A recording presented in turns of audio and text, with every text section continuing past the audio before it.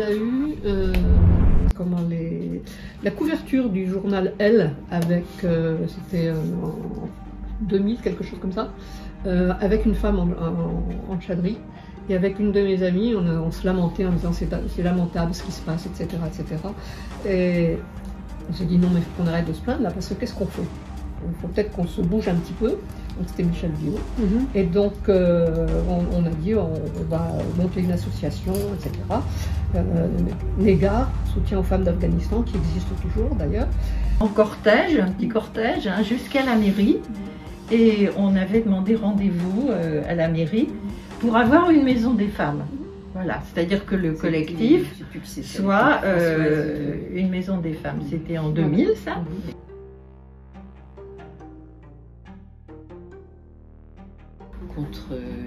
Il y avait beaucoup de causes. Hein.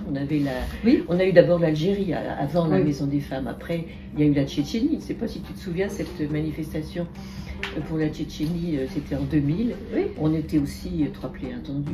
Ben, tout. Même la guerre en ex-Yougoslavie. Dès fin 91, sur les viols massifs. Oui. Et on avait trouvé un article, on avait fait un panneau à côté de la grande roue, là, parce que c'était à ce moment-là, et on avait fait signer des pétitions. C'est bien, on a plein d'idées, il y a plein de choses, etc. Mais il serait peut-être temps de voir ce qu'on fait dans le concret, pas simplement les idées, donc ce qu'on fait dans le concret. Donc il y a eu la création qui à l'époque s'appelait Libre Marianne. Et puis après, bon, vous avez changé de nom pour s'appeler les Mariannes du Nord.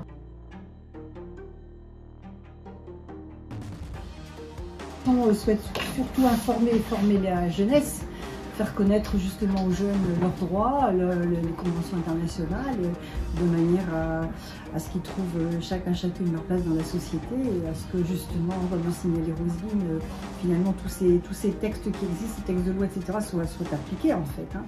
Donc on intervient dans les établissements scolaires, dans des structures de formation justement pour, est-ce que j'oserais dire prêcher une bonne parole? Oui, il y a quelque chose comme ça en fait. Hein. Et on n'est jamais suffisamment nombreux, je pense, à le faire de toute façon. Plus on le fait, plus nombreux on sera à le faire, mieux ça sera. Quoi. Parce qu'effectivement, on continue de vivre dans une société, il a été dit aussi, très patriarcale. Et les jeunes grandissent dans des milieux sociaux, des milieux familiaux, où les stéréotypes de genre, les discriminations, etc. existent. Donc il faut absolument leur faire prendre conscience que les choses peuvent bouger, que les lignes peuvent bouger, et que c'est à eux aussi de s'emparer finalement de ces problématiques de société aussi pour qu'elles évoluent. Quoi.